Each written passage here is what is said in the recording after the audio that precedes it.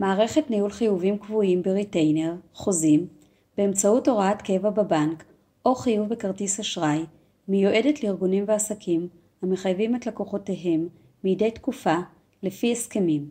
לדוגמה, בעל בניין המחייב דיירים בדמי שכירות והחזקה. תאגיד המחייב בגין שירותים כגון צריכת מים. קיבוץ המחייב את חבריו בדמי חבר. מוסד חינוכי המחייב את תלמידיו לפי קורסים. משרד רואה חשבון המחייב את לקוחותיו בגין שירותי הנהלת חשבונות, ייעוץ או ביקורת. ניתן לבחור את סוג המסמך שיופק בעת הפקת החוזה. חשבונית מס, חשבונית מס קבלה מסב, הלקוח מחויב בהוראת קבע בבנק. חשבונית מס קבלה אשראי, הלקוח מחויב באמצעות כרטיס אשראי. חשבון עסקה והודעת תשלום, מסמכים אלו משמשים לשליחת דרישת תשלום ללקוח טרם חיוב. קבלת מסב, קבלת אשראי וקבלות תרומה. הגדרת החוזה נעשית על ידי המשתמש בהתאם לצרכיו. לצורך הדוגמה, נקים חיוב מיוחד במסמך חשבונית מס קבלה מסב. פותחים חוזה חדש או שמקימים חוזה על סמך חוזה קיים. קובעים את תאריך תחילת החוזה ואת מועד החיוב הבא. ניתן לבחור את אחת מהאפשרויות הבאות: חיוב פעם בשנה, חיוב פעם בחודש, או חיוב פעם ברבעון. לאחר הפקת החוזה, תאריך החיוב הבא מתעדכן אוטומטית בהתאם לבחירתכם. ניתן גם לבחור תאריך אחר, אשר ייקבע על ידי המשתמש בזמן הפקת החוזה. תאריך סיום החוזה יכול להיות אחיד לכל הלקוחות בחוזה, או להיות ספציפית לכל לקוח ולקוח. במסך חשבונות מגדירים את קבוצת החשבונות להם יופק החוזה. קבוצת חשבונות בעלי אפיון משותף, כגון דיירי בניין מסוים, תלמידי קורס מסוים ועוד. במסך פריטים מגדירים את הפריטים בחוזה. זה יאפשר לנו לראות לאחר מכן את נתוני החיוב בכרטסת הפריט. כמו כן, ניתן להגדיר לכל פריט חשבון הכנסה בהנהלת חשבונות, וכך בעת הפקת החיוב תירשם פקודת יומן לחשבון ההכנסה הרצוי. ניתן לחייב בחוזה לפי הסכום הגבוה מבין כמה סכומים. סכום קבוע שנמשך מהמחירון שמוגדר ללקוח, או סכום נוסף המוגדר בכרטיס הלקוח. לדוגמה, חיוב חודשי עקב הוצאות החזקה חורגות מההסכם. הסכום הגבוה מבין השניים ייכנס באופן אוטומטי לחיוב הלקוח. ניתן להכין חוזה אחיד לכל הלקוחות, גם אם לא כולם מחויבים על כל הפריטים. למשל, החוזה שלנו נועד לדיירי בניינים עם מעלית המיועדת ל6 נוסעים, ולבניינים עם מעלית המיועדת ל8 נוסעים. במסך פריטים נרשום את כל הפריטים בהם הלקוחות יכולים להיות מחויבים.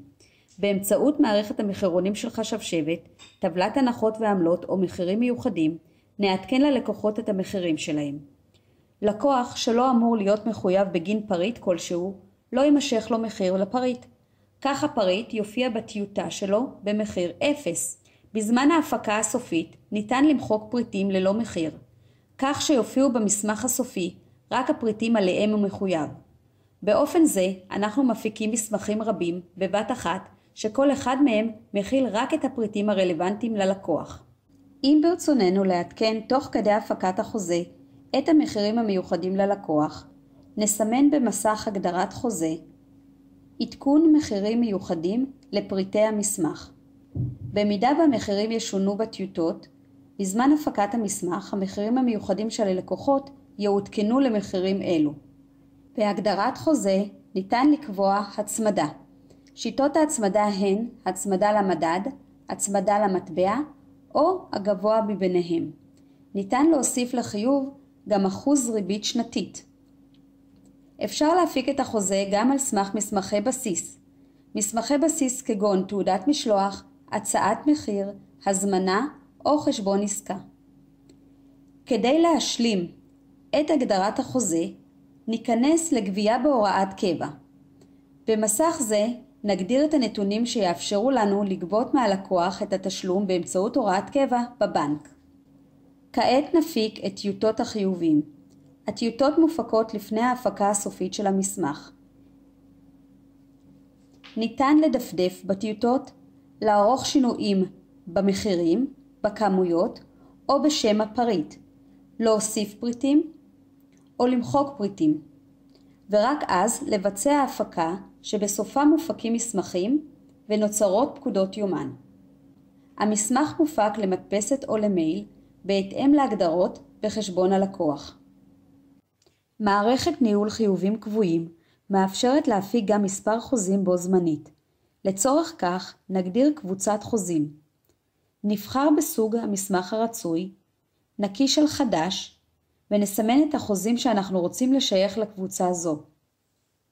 ניתן שם לקבוצה ונבצע שמירה. אם נבחר בקבוצה זו ונפיק טיוטות, יופקו לנו חיובים למספר חוזים בו זמנית. המשך התהליך זהה לעבודה מול חוזה בודד. לסיום נסכם את יתרונות מערכת ניהול החיובים הקבועים. חיוב קבוע אחת לתקופה שנבחרה, הפקת טיוטות טרם הפקת החיוב בפועל, הפקת חוזה על סמך מסמכי בסיס, הפקת חיובים ברצף לקבוצת חשבונות, הפקת קבוצת חוזים. החיובים יכולים להיות צמודים למדד, למטבע חוץ או לגבוה מביניהם. ניתן לחייב לפי הגבוה מבין כמה סכומים. הפקת קבלות ברצף כאשר אין צורך להפיק חיוב. חיוב באמצעות כרטיס אשראי או באמצעות הוראת קבע בבנק.